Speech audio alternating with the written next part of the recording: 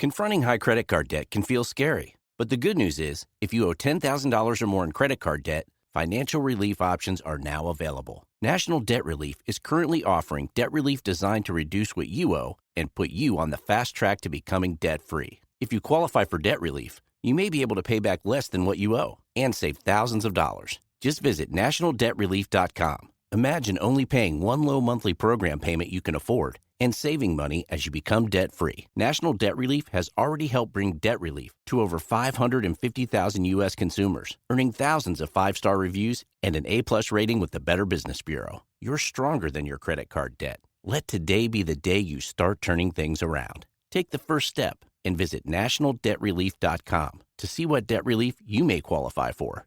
That's nationaldebtrelief.com. Hey, Rifters, welcome to the show. Subscribe, rate, review, tell a friend. Very excited for today's show. First of all, I just want to say I did a little, I want to call it a comedy special, but it was just a segment that I did for Rosie Tran Presents. And, Rosie gave, I don't know, 30 or 40 comedians 10-minute spots, and she made little shorts and stuff, and then she interviewed all of us. And it is now out on Amazon Prime. So if you have Amazon Prime, check out Rosie Tran Presents. I think I'm episode 5 or 6. So yeah, support that, purchase that, and support Rosie. And I just wanted to say, Rosie, if you're listening, thank you so much for putting me on that and giving me a chance and stuff. And I love you very much. Other than that, go to shows at keithreza.com, follow the Instagram, and follow the backup just in case the Instagram doesn't come back again, Keith Reza.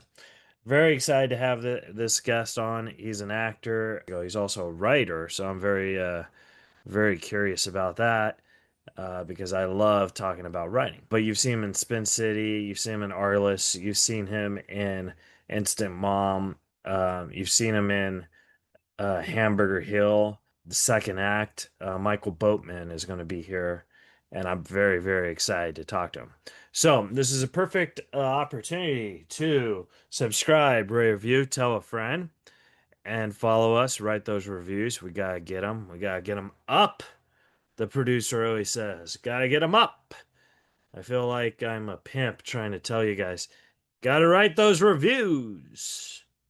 Write those reviews. All right, excellent. All right, guys. Hey, but seriously, do me a favor and enjoy Reza Rifts with Michael Boatman. Coming up next. From Hollywood, California, welcome to Reza Rifts with your host, Keith Reza. Hi, Michael Boatman. How are you? Hey, fine. Now that I finally got here, I was having trouble with that link that my agent sent me, but I finally was able to make it work on my phone. Oh, awesome. Sorry about that, Keith. No worries. Thank you so much for spending time with me. I really appreciate it. Oh, no problem. No problem. Thanks for having me. Yeah, I'm very excited. I would have done this earlier, but I had a dentist appointment. Yep. And I don't know if you've ever been to a dentist, but they're pretty scary. Yeah. It's not they're not my favorite doctor to visit, but Yeah. once a year is enough for me. Oh yeah. So like she's examining my teeth and she's saying I have to get my wisdom teeth pulled, right? And Yeah. I was like, "Oh my God." And so I'm trying to crack little jokes because I'm a stand-up comedian. I don't like awkwardness. Oh yeah. So she's like, when we schedule this in December, this is what's going to happen. I was like, oh, well, can I keep my teeth so I could put them under my pillow because some girl gives me money? and Michael, she didn't laugh, so I'm like, oh my God, this is so I'm like, telling jokes at a funeral to a dentist, you know what I mean? Oh man. Oh man. So I was driving home and I told my lady friend this, because I have insecurities, and she said that dentists secretly have like the most troubled job, like they're very depressed and they have high suicide rates and they like get off on pain and stuff. What? Yeah. Like she's really, really smart. So now I'm thinking I don't know if I even want to get my teeth pulled. You know what I mean? Wow, that's now that I think about it, Keith, I did have a really weird encounter at a dentist in LA, like many years ago, but it was so strange. I'm not even sure that I can say what happened, like in polite company, but Yeah. if you want, I can tell you the story. And Please do, because I find this so bizarre. okay, many years ago, when I was on, I think I might have still even been on China Beach, so that's a long time ago, obviously. But um, I had just moved out here to do that show from New York, and I needed a dentist. I needed, a doctor, a dentist, the whole thing. Yeah. So I find this dentist. I don't even know how I found this guy. I don't know if he was on like the Screen Actors Guild website. I don't know why I chose this guy. Right. Other than that, I think someone I knew must have gone to him or something. But anyway, I go meet the guy. He's in LA. Yeah. And they're, normal, other than, first of all, the first thing, of course, I immediately noticed he had a really bad toupee, which, Really? is just never a great sign. It's like, oh man, but just really bad, like, one of those comb over type, Yeah. like 70s deals, right? Like, I don't even know what this guy, this guy probably was maybe in his 40s or late 40s at the time. Anyway, but I go in, a rug's a rug, no big deal. I go in and I sit in the chair, and he says, "Oh yeah, you need a cleaning and you need this and you need this. Great." And I go, "Great." I sit down and he's looking in my mouth, and he's the kind of guy that like cracks jokes, and he thinks, oh, he's got shtick. Yeah, yeah. You're a comedian, Yeah. I get it. Yeah. and he's like doing sort of just corny stuff, but I think he's trying to make me comfortable, but I'm like, I'm good, dude, just do whatever you got to do. Yeah. So he's doing the thing in my mouth, and because I got my mouth open like this and back, he's going, "Oh, I see that," and "Oh yeah," and I had my wisdom teeth taken out, I Okay. think, before that, right, all four at the same time. It's like, "Oh, I see someone took your wisdom teeth. Oh, I need. Can you help me out here? I don't have enough hands or something like that. Can you just hold this for me?" So he sort of gestures like he wants me to hold something, and I go, "Oh, sure." And I think he's going to hand me an instrument or something like that. Now I'm there. I'm like, mouth open, and he just slaps this thing into my hand, and he goes, "Oh, thanks a lot." And I look down. It's a huge pink dildo. Oh my God, really? Yeah, That is so weird. dude. I went, ugh, and he went, "Oh, sorry, I had the wrong thing." Oh, Oh my God. bro, I never. Oh, I just like to break the ice with a little humor. What? Oh, You just and Keith, don't get me wrong. This thing was enormous, yeah. and it was. I mean, it wasn't even the. It wasn't even. It was a. It was a an. It was a fake penis. Really, Right. it wasn't Yeah. a dildo like a. It was literally a big pink dong. Oh my God. It And makes yeah, and this thing had to be 18 inches long. I just sort of flopping all over the place. And I yeah. sat there and I was horrified. And he was like, "Oh, it's just a little dental humor there." What? That is So, really odd, Michael. dude, I wish. I mean, I finished with the cleaning. I got my ass out of there so quickly. And of course, I never went back to that guy. And I think he even called me. Now, think about this. This is way before. This is like back probably in the late 80s, maybe early 90s. Had to have been before Spin City. So it was like in the early 90s. And I think about today, like, I could have made phone calls. Yeah. I could be a whole, be in a whole other tax bracket at this point. When that happened, did you think to yourself, "Oh, thank God I already got my wisdom teeth out"? Yeah. Well, yeah, exactly. Exactly, right? Can you imagine if I had actually gone unconscious and woken up with that in my hand? I mean, Oh, look, if I mean it's if it's it would be hilarious if it happened to somebody else. I mean, but it happened to right. me, so I was horrified. But that actually happened. You ever have those moments where you just kind of deal with it in the moment, and then later, maybe even years later, like today, I am with this. It's like, wait, that really happened. That Yeah. happened. Yeah, but I like how we could like now, like in the moment when it happens, it probably wasn't that funny, but now it's actually kind of funny. You know what I mean? Hysterical. Yeah, hysterical. Like, and you know what? I think I may have only told one person over the years that story. So you're definitely the first like podcaster, showbiz, person I've told. But yeah, it's hilarious. But I think now, today, I mean, today, of course, the guy's office would have been shut down before, Oh, yeah, yeah, for sure. Yeah. you know, before I Well, got out the front door. But I well, walked away. I was like, oh, guys will be guys. Ho, ho, ho. And I told someone that story. It's like, no, guys, that's sick. What do you mean? I go, okay, well, I don't know. He cleaned my teeth pretty well. yeah. But no, I think that that's cool that we have a dentist story that we could share together. That was, so It's yeah. true. It's true. You are the first person, other than my wife at the time, I think, to tell that story, and she was Oh, horrified. well, Horrified. This podcast is brought to you by Avocado Mattress. And if healthy, comfortable sleep matters to you, this is one organic brand worth knowing. That's because what you sleep on actually matters. Most mattresses rely on synthetic foams and chemical materials that trap heat, break down over time, or off-gas. Avocado does it differently. Their mattresses are handcrafted with natural materials, organic latex, organic wool, and organic cotton, designed to be naturally cooling, incredibly supportive, and long-lasting. They're certified organic by GOTS and meet multiple non-toxic and safety certifications. Made for people who care about their health and the environment without sacrificing comfort. I love that Avocado proves you don't have to choose between comfortable, supportive sleep and your values.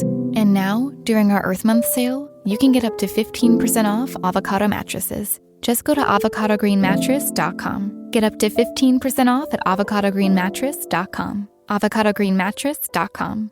well, I want before we talk in the acting, I actually just found this out about you, and I'm very fascinated. So forgive me because I didn't know you did this part, but you wrote books and stuff, and Yeah. I Mhm. think that that's so incredible because I write scripts and stuff, and I've always wanted to write a book, and I wanted Yeah. to ask you, like, forgive me because I don't know how many books you wrote, but how long does it take you to write a book, and like, how does your mind like just go into that? It's interesting. I've written probably now one, two, four novels. One that was self-published. The other three were published, the regular old-fashioned way. Um, the very first one that I wrote was sort of I'm a horror science fiction type guy, so Yeah.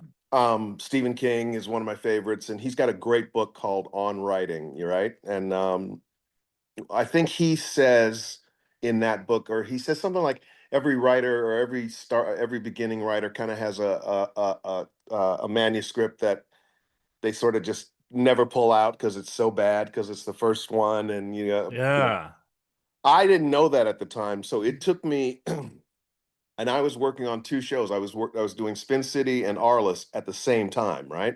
So I was going back and forth between LA and New York because that's where Arliss shot in LA, Spin City shot in New York. Around that time, had I written any short stories yet? I think I'd had a couple of short stories published, maybe something like that. Yeah.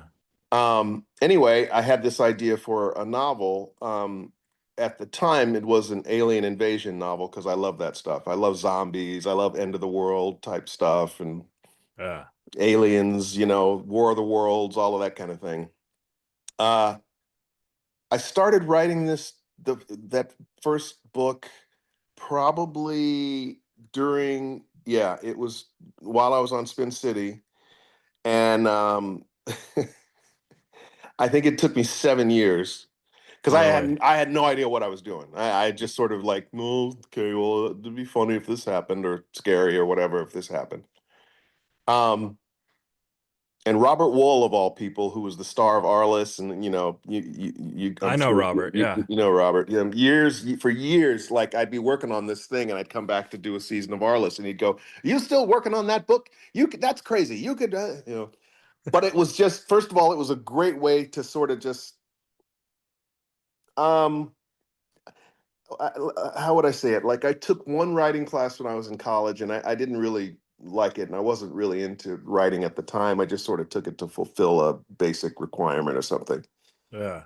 Uh, but the very first book that I wrote was this science fiction alien thing. I think it was like 900 pages long and just full of, a lot of great ideas and all of that stuff. But when I finally realized that I was done and sort of tried to start getting it submitted and getting an agent and all of that kind of stuff, it took 7 years, and that particular book never got published. And I think that was the one that I wound up publishing online. It's called The Red Wake. Um, but it clicked in my head because I had gone to see, or maybe, like, you remember the movie Independence Day? Yeah. Yeah. Everybody knows that movie. Yeah. Um, it's my favorite kind of stuff, right? Aliens coming to do whatever they're going to do. And something about that movie pissed me off. I remember watching it and going, "Oh man, I could write this story better, or I could do something better."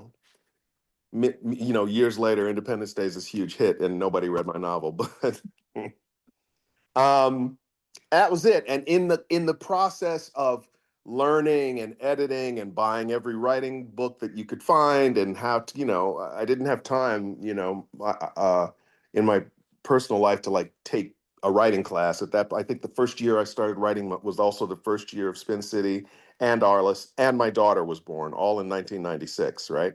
Oh my gosh. Yeah, so there was a lot going on. So in my rare downtime, which mostly involved a lot of planes, going back and forth between LA and New York at that time. I wrote this book, and yeah, I'm still proud of it, and I'll probably pull it out at some point and revisit it, especially now because I'm also interested in all the craziness that's going on in space, like right Yeah. now around this planet right now.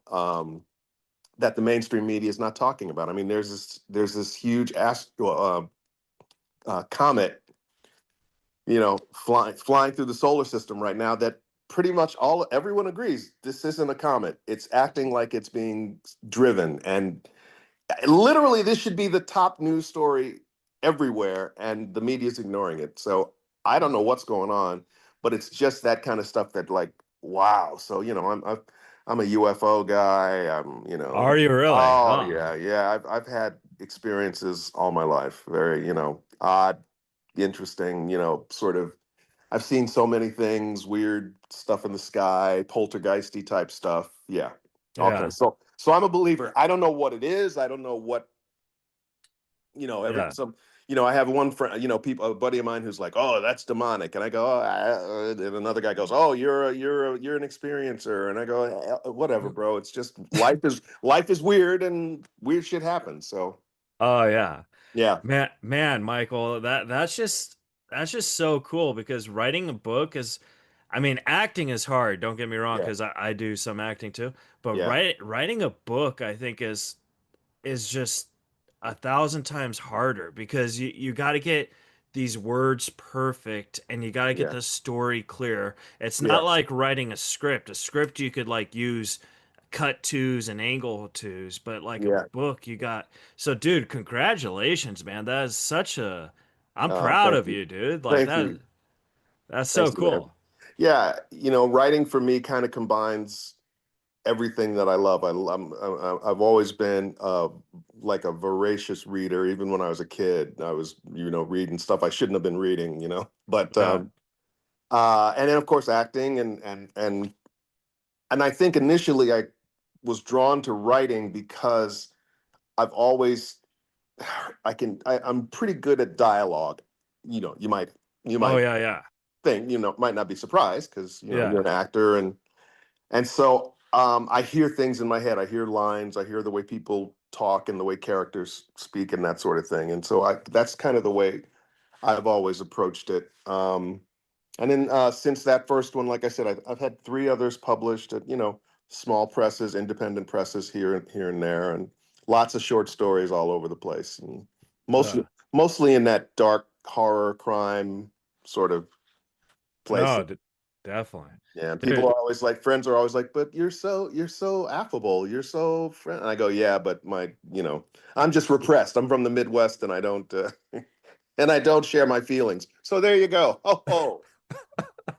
well, it's cool that you believe in like space and stuff because Oh, Michael, I gotta tell you, man, I'm the same way. My grandma's dead now, but mm. I believe in aliens because of my grandma. Like, if you would have met my grandma, you would have been like, this bitch is an alien. Like, this is just like just so Really? oh my God, dude. I'm like, oh, like Why was she? Why? What would she do? she was just crazy, like alien crazy. Like she would eat pizza with milk. Like Ooh, like okay. who does that? Yeah. Who? Yeah. You know? Yeah. Right off the bat, that's nice. I'm talking a hot, delicious Pizza Hut pizza, glass of milk. Like Oh, okay. Mm. so it's not like a cookie, you know. No. Oh, yeah. A piece of cake. Yeah, something you'd have with milk. Yikes. Yeah, so like just little things like that. I was like, okay, she's Yeah. gotta be from like Saturn or something, you Yeah. know? She's clearly from Zeta Reticuli. Clearly. Exactly. So I want you to know I'm on the same boat with you on that, man. Gotcha. So I won't make fun of you for that. Kindred spirit. Well, you know what? It's funny you say that, man, because I didn't talk about this stuff for my whole life. I mean, I've had experiences and seen weird stuff, and but just stuff that you would never talk about because people would think you're nuts. Yeah. But now it's kind of out there. People are coming forward, and guys who've worked on these projects. I mean, Congress has had like three huge um I can't remember what they're called, but uh, uh, committees to try to figure out, because like Air Force pilots are reporting these things, and submarine people are reporting them underwater. I mean, Yeah.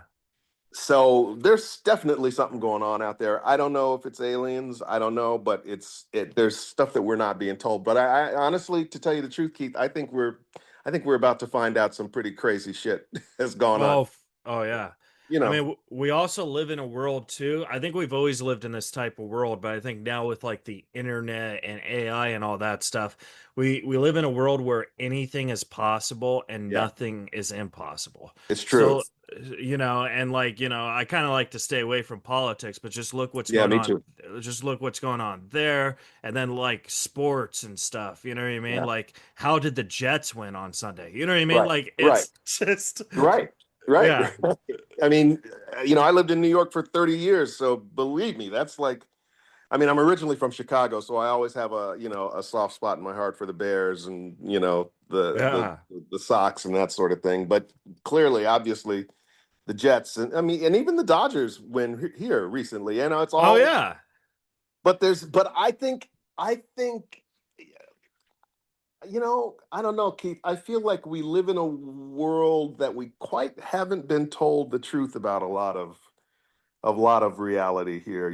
So Yeah. we're living in very interesting times. That's all I Yeah. can say. It's I mean, but I have so many questions, Michael. I'm so Mhm. sorry, but Not at all, can I man. just Please, okay. please. Not at So, all. so like one of the things that I'm fascinated, and I was watching a documentary about like Stonehenge and the Oh, pyramids and stuff. And the truth is we technically do not know how these were built. You know what I mean? right. So like my idea how these are built is in like 5,000 years from today, we come up with this thing called a time machine. I'm sorry, I did it like Dr. Evil. But There you go. My time machine. Yes, laser. Yeah. yeah. But I feel like they invented this time machine. They went back into the past. They built all these things, and then they went back in time, and they're just watching us, laughing at us because we are fucking idiots. You know what Right, I right, right, right. mean? And So, because that also sounds like something I would do, and obviously sounds like something you would do. Yeah, like, oh, look at those hairless apes. Yeah. Well, yeah, when I heard someone recently talk, there's all kinds of weird stuff happening in every kind of sector of like life these days. Because you talked about the Stonehenge, and there's crazy stuff going on with the pyramids right now. There's like people are finding out there's like huge, mile deep caverns under the pyramids that could not have been built yeah. 1,000 years ago, 10,000 years ago. Not by the way we. And what they're really saying is that we can't do this stuff today. They Oh yeah. they couldn't build the pyramids today. I've heard so many guys say we don't know how the hell they did it. No. Yeah. In 10,000 years ago or whatever. However, so yeah, I think we're living, like I said, very interesting times, man. It's just crazy. All Yeah. right. Well, let's talk about the good stuff, Michael. All right, listen. And by the way, all of this you can use any of this if it's helpful, or I Oh don't. no, I will use all of it because I think it's just so fascinating. You know what Yeah, I mean? So like yeah. if you wanted me to cut it, obviously I would, but I think this is just so great. Okay, yeah, no. Um, Y- so I wanted to ask you because acting is very very hard and very stressful as we kind of went over it, and I Yeah. wanted to, and you kind of brought China Beach a little. You brought that up. Mhm. Was that when you got that show? Was that when you felt in your mind like, okay, now I could actually do this for a living? Like, were you having day jobs before you nailed that show? Yeah, I had done day jobs. I got out of college in 1986. Moved. I was a theater major, and did a million plays and that sort of thing. Moved to New York. No, no, I was in Chicago when I got Hamburger Hill, so Hamburger Hill was my first, sort of Movie. big Yeah. job, movie job, this Vietnam War thing. I got that job in '87. Um, Went to the Philippines to film that for 4 months, 4.5 months, or something like that. Now, of course, because I'm in this film, and there's other people in the film, Don Cheadle, who's become one of my best buddies, and Yeah. then Courtney B. Vance and Steven Weber, and from Wings, and lots of. S- I know Steven. Oh, do you? How do you know Steven? I interviewed him. He's Yeah. he's another He one of my best buddies. he's one of those guys who's like he's a guy who should have been a stand-up comedian. You know what I mean? Like he has no idea how funny he is. I'm gonna say something that maybe I don't know if it'll freak you out, but just to show you exactly that I know what you mean. He's one of the four funniest guys I've ever known. Yeah, He, yeah. he, he, he and the very first time I saw, when I was on China Beach, I think China Beach came first for me, and then Wings came for him. I Yeah. mean, when he was on Wings. So he calls me and he goes, "Oh, I'm on the show, and it's two brothers in the airline and hangar and wherever." And I remember sitting down, Keith, knowing that the show was premiering that night, thinking, "Oh my God, my buddy's about to become a huge comedy star," Yeah. because he's the funniest guy I've ever met. Now, the Wings was great; he was great on it, but it never really got to the kind of comedy that he's capable of. Oh yeah, You yeah. know, I hope no one finds that offensive, but No, no, but there's certain shows, and honestly, I think it's probably because of the name. yeah, Where like I mean, if you look at Spin City, for example, that's a great show, but another reason why it was so great is because of the name Spin City, yeah, right? yeah, yeah, Uh, Two and a Half Men, you know what I mean? Like shows that have a little, snack into it. And yeah. Wings at the time, people probably thought maybe that's a movie or something. You know what I mean? Yeah, and and the crazy thing is, it was a big hit. It was on for many, many, many, many seasons, but he was almost sort of the straight man on the show, which was just so ironic to me. Yeah. Another name I mentioned, Don Cheadle. Everybody knows him from the Marvel movies and stuff. But again, one of the funniest guys you'll ever meet, but always sort of plays the straight, Yeah. straight guy kind of thing. You got to watch Meteor Man. That's when I knew Don was funny. Oh yeah, yeah, that's right. Oh yeah. I saw that movie way back when it came out, but yeah. So I wound up working on that film. I made great friends with guys who are still my friends to this day, and then I went to New York because I got this movie under my belt, and I was Broadway next kind of thing. Yeah. And I didn't work for 2 years after that. So I'm in New York waiting for my movie to come out, and I did security guard jobs. I never waited tables, which people are always kind of surprised. I did other things, namely this awful security guard job where I was I was on the midnight to 8 shift in New York City, and in a ridiculous uniform, guarding New York Telephone buildings. New York Telephone was a company that was big at that time, and I'm sure they've been taken over by Verizon or whoever is out there now. But Yeah. there I was, the rising star, thinking, oh my God, I'm on my way on the midnight to 8 shift with a too tight fitting uniform and a tuna sandwich at 1 o'clock in the morning, going, maybe I should have gone to law school. Shit. And then, of course, in the middle of right there, in that time frame somewhere, I auditioned for China Beach, and wound up getting that pilot. That would have been in spring of '87, I think. Yeah. And got that show, moved out to LA. I don't think I had yet gotten to the point where I thought, oh, I'm doing this, Right. I'm working. I'm an actor. I'm a professional actor. It was still sort of new and weird. But little by little, my life was sort of becoming that. My friends, I was starting to hang out with guys who were also on show. You know what I mean? It was just Yeah. little by little, everything sort of started to ramp up. And that was a great experience. There was no comedy involved because it was a pretty, heavy drama, another Vietnam era story. But I think by the time China Beach wrapped for good, we lasted 3 seasons.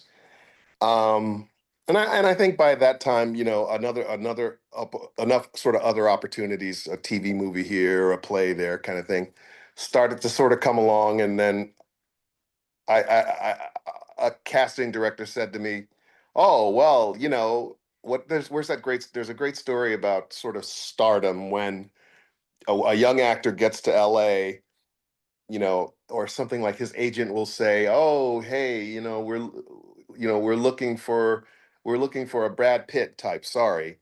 And Right. then how does that work? And then you get older, and it's like, "Hey, well, we want Brad Pitt. We got Brad Pitt." And then by the end of the actor's career, it's like, "Who's Brad Pitt?" I mean, and Oh yeah, for sure. that weird that old joke. So the casting director in question had said something like, because I'd gotten offered a gig. Someone just, like, the first gig I got where I didn't have to audition, right? Yeah. And I came in and I was like, oh my gosh, to audition. I was like, thanks, you guys. It's so great for seeing me. And and the casting director laughed and it's like, you're on a hit show, a hit TV show now, right? So people know who you are. And I was like, do they? Oh my God. Yeah, it's so when you're from the kind of, I mean, I grew up in Chicago, in the '70s, very, working class folks. I didn't have any artists or musicians or any writers or anything like that in my world. All of that stuff was just for another world. I kind of just found myself, I stumbled into it, and Yeah. and here I sit. Exactly. Confronting high credit card debt can feel scary, but the good news is, if you owe $10,000 or more in credit card debt, financial relief options are now available. National Debt Relief is currently offering debt relief designed to reduce what you owe and put you on the fast track to becoming debt-free. If you qualify for debt relief, you may be able to pay back less than what you owe and save thousands of dollars. Just visit nationaldebtrelief.com. Imagine only paying one low monthly program payment you can afford and saving money as you become debt-free. National Debt Relief has already helped bring debt relief to over 550,000 U.S. consumers, earning thousands of five-star reviews and an A-plus rating with the Better Business Bureau. You're stronger than your credit card debt. Let today be the day you start turning things around. Take the first step and visit nationaldebtrelief.com to see what debt relief you may qualify for. That's nationaldebtrelief.com. But another thing that's very interesting about you is, you also mentioned this, but you were on two hit TV shows at the same time, but Yeah. two totally different TV shows too. Yeah. You Yeah. know, and Yeah. like, there's a difference between working with Michael J. Fox and Robert Wool, Yeah. where Robert is a stand-up comedian, not necessarily an actor. Right. And Michael J. Fox is an actor. And I wanted Yeah. to know, like, what was the different styles on that, and when you're working with them as an actor, how did you like ping pong off both of them? Wow, that's such a great question, man.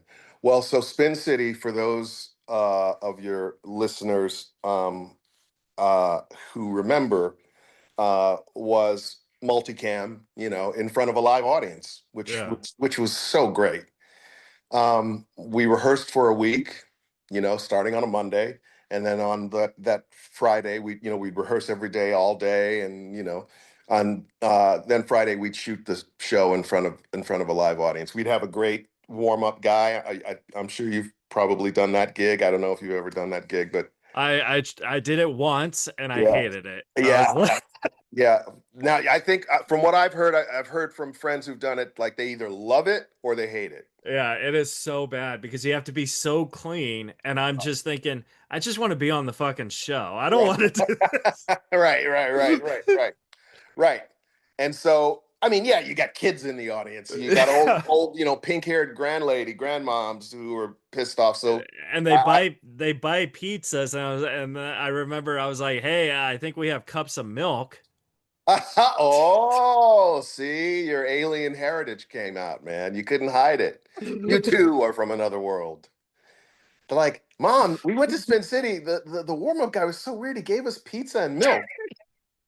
What a weird show. And now I'm lactose intolerant. But yeah, but because that show, it was a half hour multicam in front of a live audience, that was sort of a different skill set, but I was familiar with it because to me it was just theater. Yeah. 300 people in the audience was no different than the 300 people in the audience at a theater at where I went to college or on Broadway, or the Arliss, on the other hand, was a single camera, uh, also half hour, but a different process altogether. Spin City was 9 to 5. Mm-hmm. Got in it, started rehearsal at 9, you left at 5. Friday nights, you stayed late to shoot the show till 10 tops, right? Mm-hmm. Arliss and China Beach actually had this in common, as they were both what they call single camera shows. Hours and hours and hours and hours and hours. Really? Yeah, China Beach was so intense in terms of how the production of that show and shooting on locations and special effects and helicopters and blood and some battle scenes, actually, not a lot, but a few. I think we had 3, am I correct in saying 24-hour days on that show, where we were just there, Yeah. just, I don't even think that's possible anymore because of SAG and the unions and just the expense, as compared to, like I said, Spin City, which was just sort of, you clocked in at 10, you left at 5. Yeah. But style wise, Spin City actually was a little more realistic in terms of the world that we created. It was a show about politics in New York City, and a goofy mayor played by the wonderful Barry Bostwick, who was aided by his staff of misanthropic sort of employees, including his deputy mayor Michael J. Fox, Yeah. who played Mike Flaherty, and then all of the other characters on the show. My character Carter, who was the head of Minority Affairs, whatever the hell that means. I guess today he'd be called head of DEI and be out of a job. Right. that's a whole other story. Um, so it was a little that show, and it was certainly sort of edgy for its time. We did some pretty um, controversial topics. Gay marriage at the time was big. I mean, Michael J. Fox and I had shared an on-screen kiss, which just sounds funny saying at this point, but yeah, because Yeah. I was trying to convince the guy a guy that my character was trying to date, that Mike Fox or Mike Flaherty was my boyfriend. So in the scene where I have to convince this potential suitor, I wind up grabbing Fox's head and giving him a big old planting a big smoocheroo kiss on his lips. And of Yeah. course, it was a rehearsed moment, and we knew it was happening. And Bill Lawrence, who was the genius behind Spin City, wrote this scene, knowing obviously it was going to be this big, moment, and it was. I got, people interviewed me. Well, what's it like, and how does it, and but you're straight. How do you play a gay? And it's like, oh boy. Um, That's called acting. Imagine, Yeah. imagine. Yeah. And whereas Arliss, weirdly enough, was kind of wilder, a little broader. It also starred Jim Turner, who was known as Randy of the Redwoods back in the '80s on MTV. That's probably before your time, but and the wonderful Sandra Oh, who Oh, Sandra Oh is yeah, great. Yeah. I'm still great friends with. She's hilarious. People don't know because of whatever she did on Grey's Anatomy all these wonderful years and all the great work she's done since. But another incredibly funny person who rarely gets to be funny. You know? Yeah. Yeah.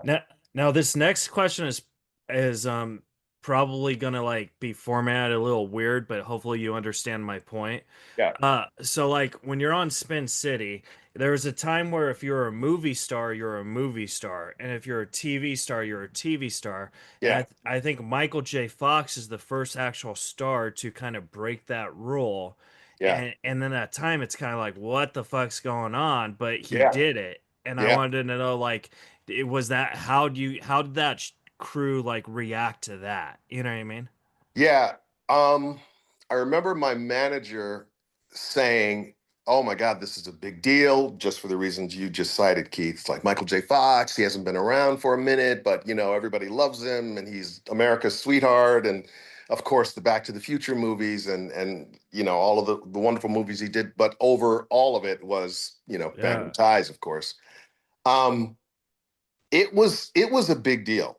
It was one of the few times that I can recall, even today, like sort of really kind of being starstruck, like because he's not just a star. I mean, and He's a of course, mega star. right, Yeah. and of course, in the time since, he's also now become, just a figure of obviously hope and respect for millions of people with neurological issues because of his fight with Parkinson's. But at that time, to me, he was still Marty McFly and Alex P. Keaton. And so the first day of work, first day of rehearsal, I meet this guy, and it's like, okay. I think I actually called my mom on the way to work, like, "Mom, back in Chicago, I'm on my way to work with Alex P. Keaton. This is insane." And she was like, "Just be nice. Did you brush your teeth? Just be." Did he say, yeah, I just went to the dentist? Yeah, exactly. My new boyfriend, Dr. Schlongenhand. Wow. Yeah. So, but he was so great, man, and I was so lucky in that all of the guys from that show, Barry Bostwick, Richard Kind, who's become one of my best friends, which is just the funniest thing to say. Alan Ruck, another guy that I've stayed very close with, who obviously everybody knows as Cameron from the movie that I can't remember, Ferris Ferris Bueller. Bueller. Yeah, Yeah. yeah, yeah. So saying Connie Britton, who's gone on to do wonderful things, and Alexander Chaplin, Jennifer Esposito, just great, great actors who all went on to sort of wonderful careers. And it was just a great gig, man. It was just we just sat and sort of over rehearsals those weeks, I always used to tell people we screw around, try to crack each other up, and then we turn the cameras on Friday night, and that's it. You know what I mean? Yeah. Obviously there was more to it than that, but yeah, it was such a great experience, but it was also very different because of the fact that it was more, I don't want to say formulaic in a negative sense, but it was more, okay, we got 28 pages, 28 minutes, Yeah. and this is how it's, like you just said a few minutes ago when you were talking about writing scripts about, you know, the beats were sort of always the same. There's the morning meeting, and then you go into the first scene, the A storyline. What's that going to be about? And then the B storylines. Yeah. Whereas Arliss, it was almost like shooting a little mini movie every week, right? It was, a different schedule, a different kind of schedule, many late nights, many 16, 17-hour days, over No, the yeah. course of those seven seasons. So yeah. Yeah. And then like I'm sorry, I have two more Spin City Yeah, questions, yeah, and yeah. then No, ask away, ask away. but so like Michael J. Fox, had Parkinson's, and he kept it a secret for a long time while on Yeah, Spin City. So yeah, he's your friend now. You're working with him. I don't know if he told the people privately, but yeah, like how, when he came out in public, how did that affect you mentally? Like, oh my God, now everyone's gonna like, I don't want to say feel sorry or worry about him, like, but how did it like yeah. affect that? Does that question make sense? It does. It does. We didn't know he had been diagnosed with. Michael got his diagnosis during Doc Hollywood. I Yeah, I think he was 26 or something like that when he was yeah, first diagnosed. So he dealt with it for a long time before Spin City showed up. We didn't have a clue. None of the actors had a clue about what was going on. Sometimes there would be delays in production that we didn't understand, or sometimes even during the middle of a taping for the evening, we'd stop and have a delay. Um, Never really knowing why, but you know, that's what it was because Michael would have to. And what later we discovered was it was because he would have to go take his medication on a schedule or something like that. yeah, Um, but then his, as he's written about and spoken about in the past, his symptoms got to be to the point where he wasn't able to hide them anymore. um, and so he decided that year that he was gonna, I think if I'm telling the story right, I think People magazine figured it out first. hmm, It was People or Time, I don't remember who it was, but it was one of the big ones at the time. And they called his people and they said, we know this and we're going to print this story. Would you like to talk about it before we print it, kind of thing? yeah, And Michael decided to get out ahead of it. And so he actually told me first really, of everyone on the cast. Yeah, he and we hit it off really well. Michael's great, and but obviously private because he had this condition and he didn't want people to know for many reasons. And we weren't really. I wasn't noticing anything. I didn't see any tremors or quavering or that sort of thing. I think they call it. but Um, looking back now, you see the clues, of course, and yeah. that's probably the heartbreaking part, right? Well, here's the wild thing, Keith. He told me, and then the next week he told the other castmates, and my other castmates, and then he said he told them because it was going to come out like 2 weeks later, so that everyone would find out, right? So he let us all know first, and of course, at the time he said it, he was relatively normal in terms of the way he presented, right? Yeah, You look fine to me. What's going on? I don't see anything, but okay.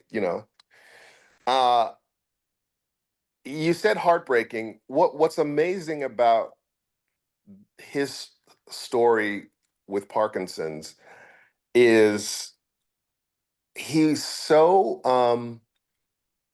I never saw him feel sorry for himself. yeah, I never saw him misbehave. I never saw him try to use any of it, whether it was his stardom, whether it was his power or his illness, to sort of act up or throw his weight around. You know what I mean? Yeah, I apologize. Maybe I No, misspoke. no, no, no, no, no, no, no. No I'm apology necessary. yeah, The reason that I cited that word is because he was an inspiration. He's an inspiration about it. yeah. Because that was what I thought what it was going to be. It was like, oh my God, dude. That's kind No. of what I meant. Yeah, Right, like exactly. yeah. That's that. And yeah, it is heartbreaking because you're talking about a guy that, that I came to love and that the world loves. And it definitely, oh, can you hear me? I think I screwed up my camera here. Can you hear me, Keith? I could hear you. That's all. Okay. That's all that matters. Okay, got it. Got it. So yeah, no, I chose that word. I cited that word that you used because that's what I was expecting the result would be. But he never let anybody feel sorry for him. You know what I mean? Like, Yeah. and in a wild way that was so inspiring. It kind of made you feel like, wow, man, the human spirit is really resilient and amazing. And I know, man, and I've subsequently seen him. I just saw Michael last summer, I think, on a project where he was producing. He's still working. I think he may even have a TV series coming out because Yeah. the treatments for Parkinson's have improved. But the bigger thing for me is that he's drawn hundreds of millions of dollars toward the study of all neurological disease, not just Parkinson's, right? Mhm. Alzheimer's, all sorts of things because of his celebrity. I mean, Yeah. it's kind It, of an amazing thing. This guy's putting helping, celebrity to good use. yeah, You really know. good use, and using it not only as a platform to help other people, but to sort of help other people, talk about their own issues, their own health, mental health, all sorts of things. So he's in my mind, he's a hero. I know it's tough. I know he's had plenty of dark nights of the soul, you know what I mean, out of the public eye, but it's a pretty amazing dude. Yeah. I've I been mean, so, and by the way, I've been so fortunate with regard to my Spin City connections because one of my other dearest friends is Charlie Sheen, who took over for Michael yeah. when Michael was too sick to continue. And Charlie, of course, subsequently has had, you know, Yeah. all kinds of wild stories, but he's similar in that regard. In that these are just two of the greatest guys I know, and not just because of their celebrity, but because Yeah. of who they are. Yeah. I mean, when you were telling me how when Michael told you, like, my best friend was Norm Macdonald, and Mm. I toured with him, and Keith, I know this. I know this about you. Were you guys on Howard Stern together or something like that? I Didn't I? wasn't I wasn't on it, but I probably took him there, and Okay. yeah, I feel like because your face was so familiar and your name was so familiar, and I was wondering when you said that, I was like, oh, I think I know this for some reason. He yeah, was. I never got to meet him, but obviously yeah. he was amazing. And then when he told me he had cancer, like I was one of the first. I don't know if I was the first one to know, but I was one of the first selected few, Right. like only because he didn't tell anyone, and it was Yeah. just so heartbreaking because he like swore me to secrecy to never mention it. Like Hmm. he said if you ever mention it, we will never talk again, like all that stuff. And like when someone you love dearly says that, like it's pretty Yeah. serious stuff, you know what I Oh yeah. mean? Yeah. So when you were telling me that moment with you and Michael, where Michael on the other side kind of told everybody, it's two different things, Parkinson's and cancer. So, Yeah. But yeah. but it's still just that's what I'm saying when I use heartbreaking. Like it's just it's beautiful, but then you look back at the clues and it just makes you sad because you're Yeah. like, you know what I mean? That's what I was trying to say. Like I didn't mean any Oh offense or no.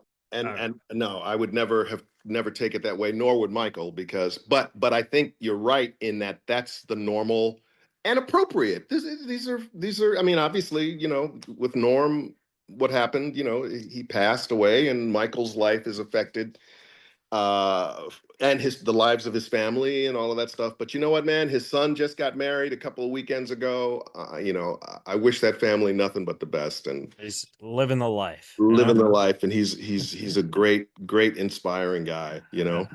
Uh, Michael, I want to respect your time, but I have a couple more questions. Go Can for it. I? I'm good. I'm good. I'm Oh, good. okay, cool. So I wanted to ask you, like, when you did the Glass Shield, because that was like your first movie where you're the star, even though Ice Cube's in it, but you're like the main Right. guy. Like, did that give you, because you've been on TV and stuff, and you know how to work on TV, but Yeah. and you've done a couple movies before, obviously, but Yeah. did that like give you like major anxiety? Like, okay, now this is all on me, or Yeah. how did you how do you do that? That's great. You know what? That's a great question in that it wasn't that way because I looked at it just sort of the way that I always look at any project is what is this character? Yeah, How do I make this character real and human? Um, I would be lying if I didn't say, "Oh my God, there was that part of me that was like, yeah, man, this is my shot. I'm number one on the call sheet. I'm the, yeah, So of course there was that part of me, but it really sort of got down to what I think an actor's job always is, which is just playing the character honorably and truthfully and giving it your all, man. Just I busted my various parts, yeah, to get in shape, obviously to sort of form, figure out who this guy was. The story of Johnny Johnson is a real story based on a man whose name was Johnny Johnson, an Long Beach officer who sort of discovered this corruption in the Long Beach PD back then. And Charles Burnett, the great director, filmmaker, found this story, thought it would make a great movie, and made it. And it's one of those very strange movies where it was an independent film, didn't get huge distribution. I'm sure it made its money back. And now this is all way too in the weeds for non-showbiz people, but you know what I mean when I say all. yeah, yeah. Um, but it's one of those shows, one of those movies that's always on. I'm stunned by the amount of people that have come up to me over the years and go, "Dude, Glass Shield, Glass Shield." I'm like, "Wow, I was in that. That was one movie 30 something years ago." But it's one of those movies that of course, you know, uh, unfortunately, the issues it depicts are still all too common, and in fact, in some ways, had gotten worse at a certain point. And I think it's because of, when I say worse, I think, Keith, it's because of um, what you mentioned earlier about the internet. The Yeah. good, the good, the good thing to me, the great thing about the internet is that it's kind of united all of us. We all see the same stuff now instantly rather than hearing about it 6 years later, or if there's a flood in Cambodia, or if there's a fire in Toronto. You know what I mean? The world Yeah. sees it. And I think in a way that's a good thing because it makes it all more immediate, and it makes it easier for a guy or a gal in Toronto to push a button on their computer and send $20 to somebody who just lost their house to a tornado. You know what I mean? It's connected us, No. and I think that's a good thing. It's connected us in a good way. I don't really see much of the internet as negative. Only it's like people are all afraid of AI and all of that stuff now. To me, it's always going to be about the people that are using it. You know, Well, I mean, yeah, I agree, but I also like kind of argue to a point where I feel people, when they use the free speech, I'm all up for free speech, but yeah. if you say, like, for example, a lot of things I read about myself is, Mm. oh, Keith Reza's retarded, and I'm not retarded. I have autism, you know what I mean? And it's two different things, and even retard is not a bad word because there is something called retardation. So when Sure. people use those words, it triggers you, and you're like, you don't really know what you're talking about, and you hide behind free speech, but you don't have the guts to say that to my face. Does that make Well, sense? it makes perfect sense, and forgive me laughing, but because I didn't know that you were autistic. Yeah. But forgive me laughing because you have a stand-up comics just natural delivery. So No, no, no, yeah. and you hit that word, the R word, I guess, and it's a word that in some ways, look, I have a fairly dark, not fairly, I have a pretty dark sense of humor. You Yeah. know, I just I spend all this time in my real life. You know, I'm a father of four. My kids are all grown, and but writing for me is where I get out all sort of my sort of darker impulses. Yeah. So when I heard you say that word, it just sort of triggered that automatic laughter for me. But have people actually said that about you? Oh yeah, for sure. What do you? And That's crazy. What do you? What?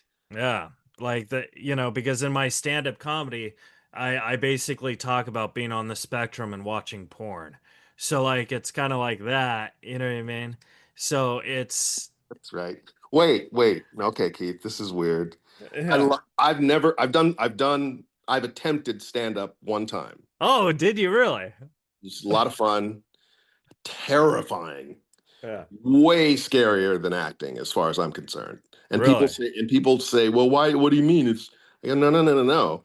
Acting is acting. I can hide behind a character. You Yeah. know, I can be that character and not worry about having to expose my real self. You know, even though I may be using parts of myself, and while a stand-up obviously uses parts of themself as well, I think unless you're doing the kind of comedy like oh my God, who's the guy that I love? Oh, Stephen Wright, for instance. Oh yeah, You know, one-liners, yeah, type thing. right. Unless you're doing that kind of stuff, which doesn't really expose you, you know, but every time I've ever talked to a comic, they all sort of tell me, you know, you got to be willing to put your real self out there, Yeah. and that's scary. So I salute anybody that can do that. Well, you know what the difference between stand-up comics and acting is stand-up comics, every joke they tell, Yeah, they've done 500, 1,000 times, yeah, secretly crying and not laughing. And that's what makes it funny. Where acting, you could just jump into it and you don't really care if you're crying or not. You know what I yeah, mean? Like you're just doing like how many times did you tell a joke on Spin City or Anger Management, and in the moment you thought that was a really funny joke, but think about now, do you even remember these jokes? yeah. No, Yeah. you're right. You And know, I guess you're saying that your stuff is taken literally from your yeah, real life. exactly. Yeah. So, Wow. yes. That's amazing. I love watching stand up. I'll send you my special when we're done. Dude, I would love that because I know your name, and like I said, your face is familiar. I watch so much, you know, on well, now I'm dating myself. I was gonna say on Comedy Central, they had but now it's all, you know, Sirius satellite radio. I listen to so many stand-ups. My favorite at the moment is Maria Bamford. Oh, I love her. She's so funny. Dude, if I ever got a chance to do stand up, it would be the kind of stuff she does. First of all, she's from Minnesota. I'm from Illinois. I I feel like I went to high school with that girl. You know, I've Yeah. known so many girls like that, and she's brilliant, and she's doing that thing that you do, obviously, of putting it out there. You Yeah. know, um, so I know one day I'll talk myself back up onto a stage somewhere, but I commend you guys that are able to do it well. Do you have $10,000 or more in credit card debt? Maybe you're even barely getting by making minimum payments. With credit card debt hitting record highs, National Debt Relief offers real debt relief solutions for people struggling to keep up. These options may reduce a large portion of credit card debt for those who qualify. You don't need to declare bankruptcy, and you may be able to pay back less than you owe, regardless of your credit. National Debt Relief has already reduced the credit card debt for more than 550,000 consumers. So don't wait. If you owe 10, 20, or even hundreds of thousands of dollars in credit card debt, you can now take advantage of this financial debt relief as the cost of living increases. To find out how much you could save, visit nationaldebtrelief.com. That's nationaldebtrelief.com. Well, whenever I'm in LA, or I don't know if you're in New York right now, but I'm in whenever LA. I'm in LA. Yeah. whenever I'm in LA, man, you know, you're always welcome to go and I'll get you tickets and stuff. Oh man, I would love that. Where do you Uh, work mostly? Do you uh, all over town, different places? I tour with TJ Miller and Pablo Francisco. Okay. So Pablo Francisco, is he the dude with the really big voice? Or yeah, he has a big voice. I thought you were gonna say beard. I was like, he doesn't have a beard. no, but like He does so many voices. He does like impressions and stuff. that's right. I've seen that guy. I know his name. Yeah, yeah, Yeah, yeah. That's so cool, man. yeah. So Michael, I have two more questions. Can I ask it? Absolutely. Yep. Okay. So this question, I got to pick because I actually have so many. Yeah, Okay. dude. Well, I got time. I'm going to the gym, but I don't have a time frame. So, and I was uh, 15 minutes late, so I uh, owe you that much at least. oh, okay. Well, I want like you mentioned how Charlie Sheen came on Spin City and stuff, and then you also worked with him on anger management. And Yeah, Charlie Sheen, in a way, is kind of like Michael J. Fox to the point where he was a movie star, went to TV too. So, yeah, like, how ironic is it that you had that city had two of those elements on Spin City? You know what I mean? yeah, and in very interesting ways because in in a lot of ways those two guys are similar, not in obvious ways. Like I think everyone would agree, and Charlie, I talked to Charlie maybe a couple of days ago, so I don't think I'm speaking out of turn, but I think he would agree that his reputation is that of bad boy. I mean, he's the bad boy. He's the guy that's at the end of Ferris Bueller, and he's with black leather, looks like a biker. I mean, he from that moment that kid was a star. Everybody Yeah. remembers. Um, but inside, of course, he's literally one of the most generous spirits you'll ever Oh, meet.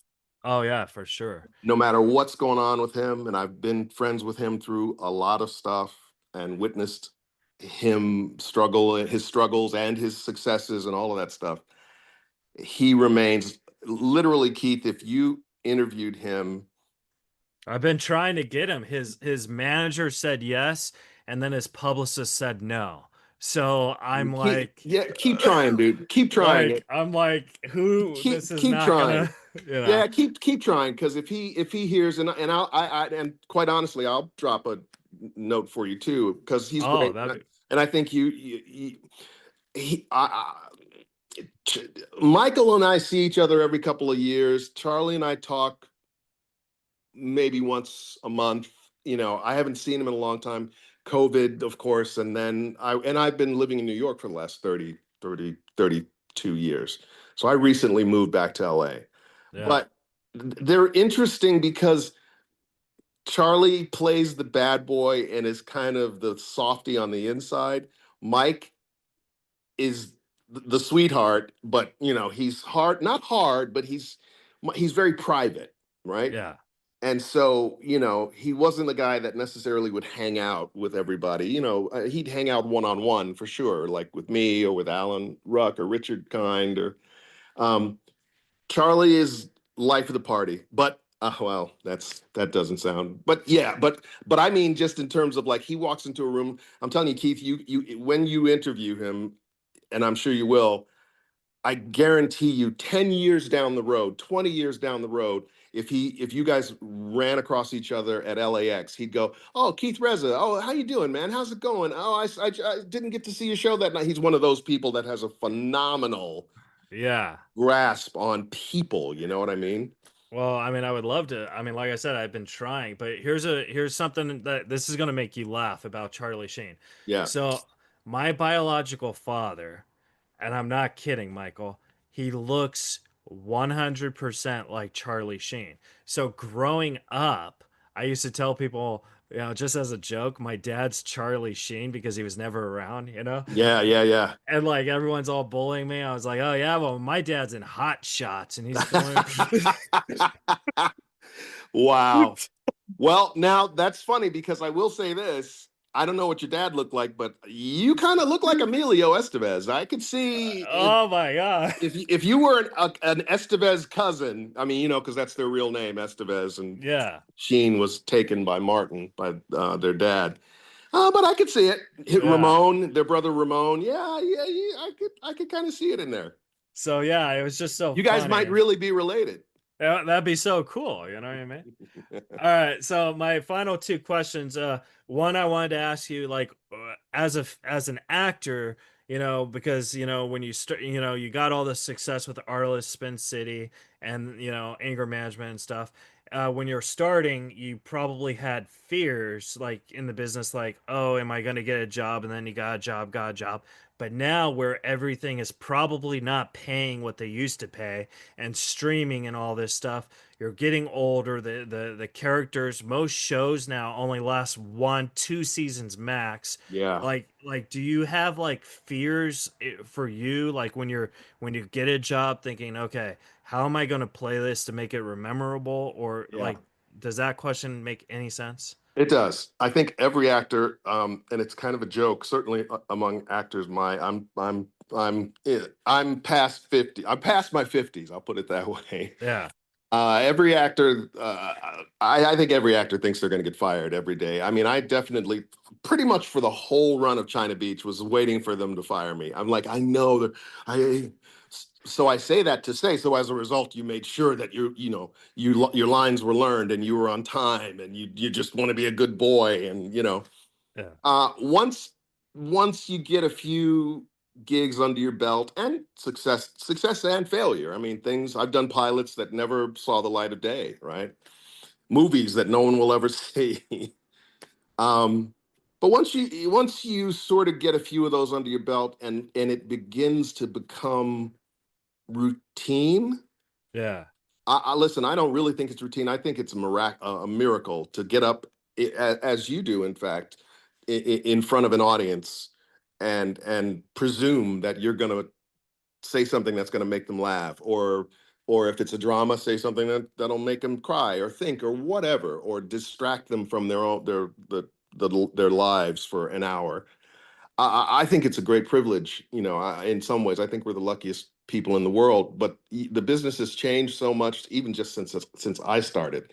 I mean, my career started in '86. I think I've lived through, I think, 5 actors strikes, something like that, and of Yeah. course, Writers Guild strikes, and the technical different directors strikes, and all of that stuff. And I cite that because after every single one of those strikes was You've come through with something, right? right, Yeah. and the business changed every time as a result. It probably in ways that it needed to, Right. but I can remember the changes. I remember when VCRs came out, and there were, everything was on, VHS, and now my kids don't even know what a VHS is. I shouldn't say that. They do, but You should just tell them they're a band. yeah, exactly. So through all of the changes and all of the ups and downs, and every actor has ups and downs. I've certainly had them. The last series I was on as a regular was The Good Fight, which was the spinoff of The Good Wife. Um, and that was a fantastic experience because it was in New York, and I was living in New York, and I got to be in New York, and like the time that I spent on Spin City. Right. So, but yeah, the difference for me crystallized in working on The Good Wife, which was on CBS regular television, switching to The Good Fight, the sequel, which was streamed on Paramount Plus.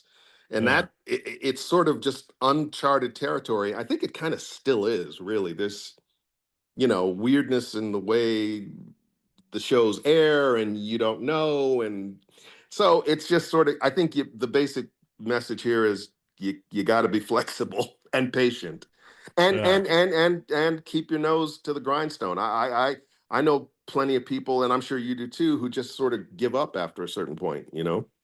Oh yeah, yeah. I mean, I think I've given up on acting, but I thrive in stand up. Like Yes. I always think someone's gonna see me and say, "You want to do my show or movie," which is the goal. But I don't want to like audition. Like I hate auditioning. Well, you know what though, Keith, the great thing about that is that's the way you're going to wind up with your own show one day. Yeah, I mean, you and that. you're gonna be on my show if I Well, ever there do a you go. show. Hey, Yeah, bro, I'll be your wacky neighbor for 12 yeah, seasons if you want. yeah, for sure. I mean, I consider us friends, so I take care I of do my too. friend. I do too. This is Uh, and once you mentioned Steve Weber, I'm like, okay, we're good to go, man. yeah, I thought We're when I good to go. mentioned the dentist, I was good to go. It's true. I shared that with you. I shared that moment with you, Keith, and I feel that we're bonded. We're connected, man. We're connected. But what I was going to say is if I ever become like a huge successful actor, my biggest fear would be not the fear of not getting work. My fear would be of I want to finish whatever project I'm doing because you never Yeah. know when you're going to die or whatever.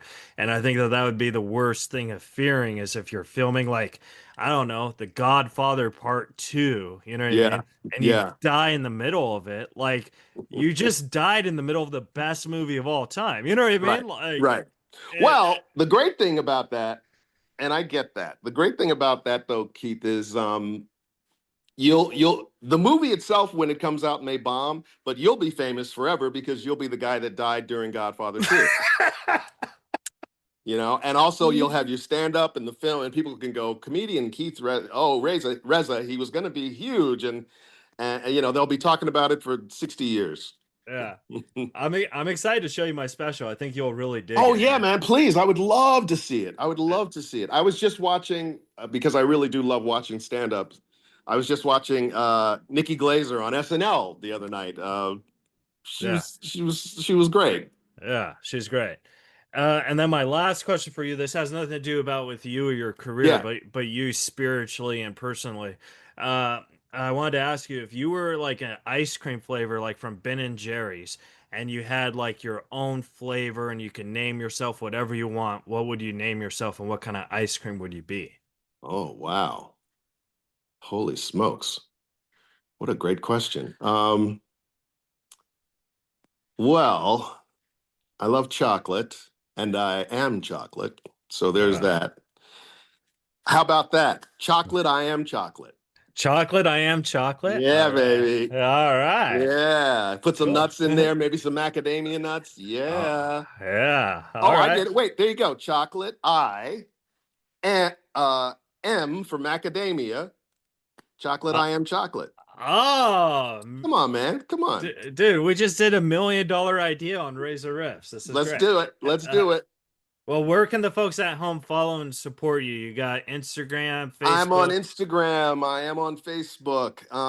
If you put my name in, I come up all sorts of places. My writing website is michaelboatman.us, although I haven't visited in a while. But you can find short stories and novels of mine. Just Google. I'm on Amazon. All of my books, all of my collections of short stories and things. I actually have a collection coming out hopefully before the end of 2026 called Across the Black Plains. It's based on a short story, a lot of stories, but based on this one particular short story of mine that was really popular online. I love Westerns and I love the combination of like old Westerns, but with horror, like vampires Yeah. or whatever. I love that kind of mixing. And so those stories, that collection is going to be coming out sometime in 2026. But yeah, Well, let me know. I'll be the first one to buy it and support it, buddy. all right, So, my friend. Thank you. I appreciate that. And I uh, appreciate you having me on the show. oh, for sure. I would love to have you come back. You're good peeps. Please Uh, do. Please uh, do. all right. All right, guys. That was the episode. Subscribe, rate, review, and we'll see you guys next week on Reza Rifts.